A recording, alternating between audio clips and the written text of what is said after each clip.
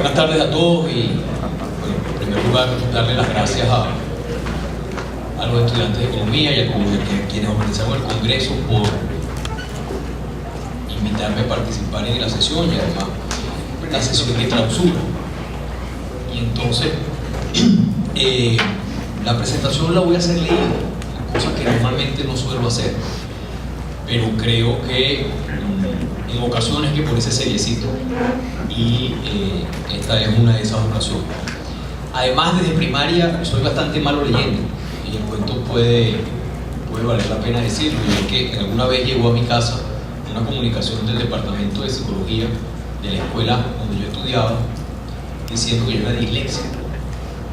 Mi mamá lo que opinó fue que su hijo no estaba loco y por supuesto no me llevó a terapia. Yo me quedé con mi dislexia, ella se quedó con su tranquilidad. Pero bueno, así y todo voy a tratar de leerles la presentación, ¿sí? Muy bien, bueno, vamos a comenzar con una afirmación, y la afirmación es que la pobreza se banalizó en Venezuela. La pobreza la hemos simplificado a la simple discusión sobre el tamaño de la pobreza. Reducir el tema social a un indicador de pobreza, el cual siempre será una aproximación reduccionista de la realidad, supone banalizar el tema y despacharlo sin detenernos en sus complejidades. No basta hacer una suerte de numerología de la pobreza. Hay que medir, pero hay que hacerlo de la manera más completa posible y, lo más importante, interpretando adecuadamente sus variaciones. Cuando decimos que en Venezuela la pobreza se banalizó, es porque la hemos circunscrito a una dimensión aritmética, a una definición y descripción que está limitada por las variables consideradas por las estadísticas nacionales. Semejante reducción ha convertido el drama de nuestra sociedad en un número que las autoridades gubernamentales tratan de que sea lo más bajo posible, es decir, algún día van a decir que la pobreza es negativa, mientras que la oposición pareciera que anhela que sea lo más alto posible, es decir, cualquier día de estos dice que van a haber más pobres que gente. Obviamente la utilización de las cifras económicas y sociales con fines políticos no es una novedad, ni es exclusivo de nuestros convulsionados tiempos. Las cifras de pobreza, entre otras, constituyen una de las herramientas para auditar la acción gubernamental, así como el desempeño de toda una sociedad. Es por ello que cuando no se dispone de fuentes y metodologías previamente acordadas o consensuadas entre los principales actores que tienen que ver con un tema como este, se suscitan discusiones públicas en torno a cuál es el tamaño de la pobreza.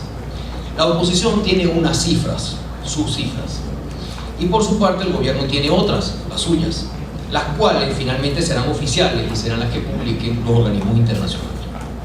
Así las cosas, lo cierto es que hasta que no tengamos un acuerdo sobre la fuente y las metodologías, sobre las estadísticas sociales, que además puedan ser auditadas, palabra de moda por lo demás, lo único que podemos decir es que el país no tiene forma de saber cómo van las cosas, a lo más de simples aproximaciones interesadas. Aún así, vale la pena hacer la pregunta: ¿de qué tamaño es nuestra pobreza? Como les decía, en Venezuela nunca hemos tenido indicadores sociales oficiales, en el sentido constructivo del término, es decir, estadísticas gubernamentales. Es decir, las estadísticas gubernamentales o bien no han contado con el consenso técnico y social para que permite disponer de indicadores que todos los entendidos reconozcan como confiables, o bien cuando nos hemos aproximado a eso, pues entonces sectores interesados tratan de obstaculizar. Es fácil de entender, por ejemplo, que una empresa de mercadeo, no voy a mencionar ninguna, por ejemplo, pueda verse tentado a desmerecer la importancia y la validez y la pertinencia del Sistema Nacional de Estadística, cuando no desprestigiarlo directamente. Finalmente, esa data es una data oficial, por lo tanto se supone que de libre acceso y evidentemente le quita mercado a los privados. Vamos a tratar de analizar entonces qué es lo que ha pasado con la pobreza en Venezuela en los últimos años.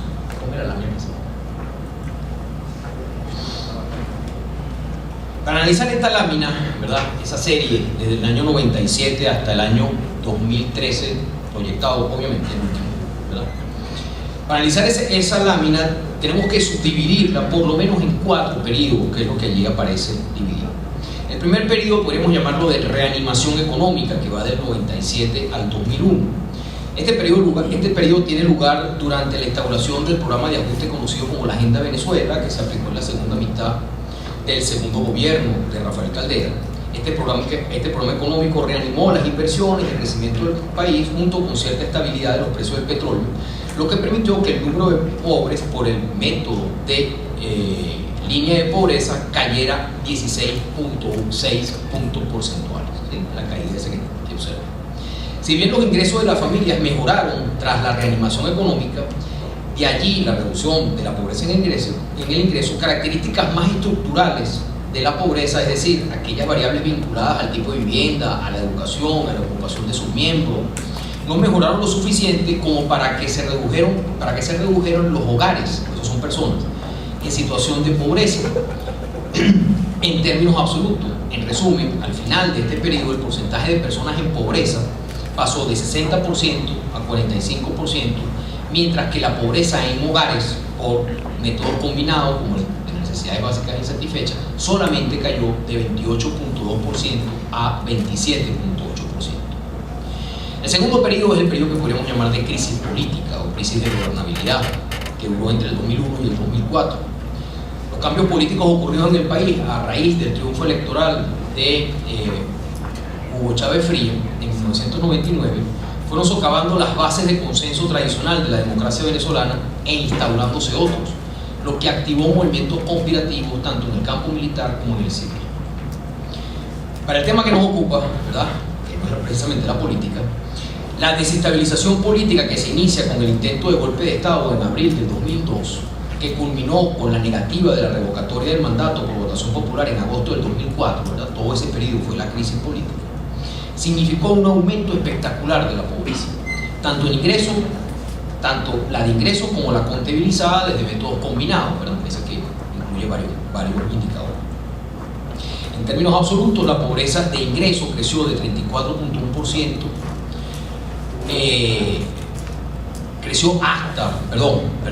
creció 34.1 puntos absolutos, porcentuales, lo que en términos absolutos supuso pasar de 10.8 millones de venezolanos en situación de pobreza a 14.5 millones.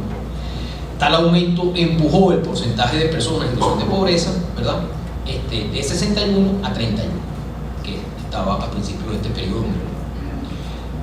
El tercer periodo es lo que llamamos el boom petrolero y es esa espectacular caída de la pobreza, ¿verdad?, siempre tomando las estadísticas oficiales, no gastamos de ellas. Junto a la recuperación de la estabilidad política a partir del 2004, por lo que fue el referéndum, el fallido referéndum revocatorio, junto a la recuperación de la estabilidad política, la economía nacional fue impactada positivamente por un aumento de los precios del petróleo que llevó el barril a más de $140 en 2008, cuando a finales del 2003 escasamente promediaba $30 el barril. ¿Sí? Semejante shock de precios hizo que la economía creciera y el consumo se disparara a un promedio de crecimiento de 15% al año. Cuando usted construye la serie desde el año 50, la serie de consumo de los hogares en términos reales per cápita, el punto más alto es 2008. ¿En cuántos años? 70 años. ¿Sí? Lo que en el mejor de los casos, ¿verdad?, y en los 30 años anteriores no había sido superior de 5% de crecimiento. Es decir, cuando habíamos tenido boom de ingresos, lo más que había crecido era a 5% al año. En ese periodo creció 15% cada año. El último periodo es el que estamos viviendo, ¿verdad?, que lo llamamos de estancamiento de la reducción de la pobreza y posible crecimiento, que va del año 2008 a el presente. Hasta el momento, ¿verdad?, que teníamos la data oficial, que es 2012, la pobreza tanto de ingresos como de necesidades básicas, así como la de personas y la de hogares, ¿verdad?, se ha mantenido casi al mismo nivel del 2008. El 33% de los venezolanos sigue siendo pobre para las estadísticas oficiales y el 21% de los hogares está en situación de lo que podríamos llamar pobreza. La simple observación de la curva de pobreza guarda una estrecha relación con la curva del ingreso petrolero. No podía ser de otro modo. Nuestra dependencia del petróleo hace que la pobreza y su magnitud también dependa de ella. Sin embargo, son muchos los venezolanos que desconocen cuál es la relación entre renta petrolera y pobreza, o mejor dicho, cuál es el mecanismo que vincula una relación según la cual cuando suben los precios crece la economía, se reduce la pobreza, o por el contrario, cuando cae la renta petrolera también mejora la situación social aumentando los indicadores, aumentando los indicadores de pobreza. ¿Cómo se relaciona entonces el petróleo con los pobres? Podría resultar sorprendente que el venezolano promedio desconozca cómo le llega la renta petrolera al bolsillo. Recuerdo que en 2006, cuando los indicadores mostraban un claro aumento de los ingresos y un consecuente crecimiento del consumo de los hogares, varios voceros de empresas de mercado, me encantan las empresas de mercado, y analistas de entorno, sobre todo por lo que, como se equivocan, responsabilizaban a las becas gubernamentales y a los subsidios directos de la política social del gobierno, es decir, las famosas misiones sociales, como la principal razón de la mejora de los ingresos de los sectores populares. En medio del boom de ingresos, el país interpretó que esa mejora de consumo fue producto, entre otros, de las transferencias que hacía el gobierno a los sectores que atendía su política social por medio de las misiones. Las becas educativas y las transferencias a poblaciones específicas, ¿verdad?, se señalaron como una de las causas de la mejora del ingreso. Con el ánimo de moderar esta interpretación, presentamos en el instituto, realizamos un conjunto de cálculos, ¿verdad?, que aquí yo creo que hay que mencionar y recordar al profesor Matías Riuto, que fue uno de los que permanentemente en el Instituto de Investigaciones Económicas era el que se encargaba de contabilizar y hacer estas cuentas sobre la pobreza. Falleció ya hace algunos años. Con las cuentas del profesor Matías demostramos que lo que recibían los hogares en situación de pobreza por transferencias gubernamentales solamente representaba, en el mejor de los casos, es decir, para las familias más pobres, el 14% del total del ingreso familiar. Solamente el 14% del total del ingreso familiar. Si no es entonces a través de una transferencia directa, ¿verdad?, que es como la mayoría de los venezolanos creen que le llega a los pobres y a los venezolanos en general la renta petrolera, entonces ¿cómo es que les llega? La forma como le llega la renta petrolera a los venezolanos es por medio de la sobreremuneración al capital y al trabajo. Decimos sobreremuneración porque el aumento del ingreso nacional no se asocia a un incremento de la productividad de la población en su conjunto, sino al hecho de ser receptores de un ingreso que no tiene contraprestación productiva. Los venezolanos todos, incluidos los sectores populares, se benefician de la renta petrolera por medio de las remuneraciones que tienen por su participación en la economía no petrolera. Mientras el 1% de los venezolanos trabaja en el petróleo, ¿cómo nos llega entonces la renta petrolera al resto? Pues a través de dos mecanismos principales. En verdad son tres, pero me voy a referir a dos nada más. Primero, por medio del gasto público, claro está. Dado que la mitad de los gastos del Estado se soportan con lo que vendemos del petróleo al mundo entero, lo que en el Estado se gasta es la primera forma de distribución. Obviamente, aquellos venezolanos que trabajan para el Estado o que contratan con el Estado reciben parte de la renta de manera directa. Digamos que si no fuera por el ingreso petrolero, la mitad de lo que el Estado contrata o emplea no lo haría. Y de allí que gracias al ingreso petrolero, el Estado demanda más de lo que demandaría si su ingreso solo proviniera de los impuestos de la economía no petrolera. Si alguien quiere pensar en corrupción, métala allí, ¿sí?, como parte de los gastos del Estado directos, ¿sí? Pero hay una segunda forma de distribución de la renta petrolera a través del gasto público. Es una forma indirecta. La renta incluso llega a los que no trabajan por el Estado, que no le venden nada ni le prestan ningún servicio. Se trata de la expansión de la demanda que el gasto público hace sobre toda la economía, es decir, su efecto multiplicador, y no voy a entrar en demasiado detalle porque es insultarlos a todos ustedes. Además del gasto, podría decirse que aquellos hogares y personas en pobreza que más haberes tenían, es decir, los que inclusive en el año 97, en el estrato de ellos, la capa superior, es decir, los que más haberes tienen, ellos fueron los que pudieron salir de la pobreza. Pero ¿qué pasó con el resto? ¿Qué pasó con la pobreza extrema donde no hay habilidad, donde no hay capacidades? ¿Qué pasó con los que están por debajo del promedio del ingreso del estrato D? Pues se quedaron pobres. Cabría esperar entonces que la reducción en los niveles de pobreza hubiese sido mucho mayor si los sectores pobres hubiesen recibido servicios sociales para incrementar el nivel de sus capacidades y no simplemente becas. Al no recibir las oportunidades que generó el boom petrolero en esos años, ellos no pudieron aprovecharse de ese boom. De allí que la mayor movilidad tiene lugar en los grupos medios y populares y en menor medida en los grupos pobres. Para tratar de que los pobres se aprovechen más de las ventajas, que puedan provenir de la economía, en nuestro caso de la bonanza petrolera, porque, y aquí un pequeño paréntesis, trato de no desanimarlo, pero finalmente la economía venezolana, hasta nuevo aviso, es solamente una regla de tres, ¿sí? Usted sabe regla de tres, usted ya puede proyectar cuál va a ser el Producto Interno Bruto. Bueno, la única variable que necesita saber es cuánto va a ser la disponibilidad de divisas. Usted sabe cuánto es la disponibilidad de divisas y con una regla de tres saca cuánto va a ser el producto. Si no hay divisas, aquí no se crece. Estoy diciendo finalmente que es mentira que esto fue el gobierno de los pobres.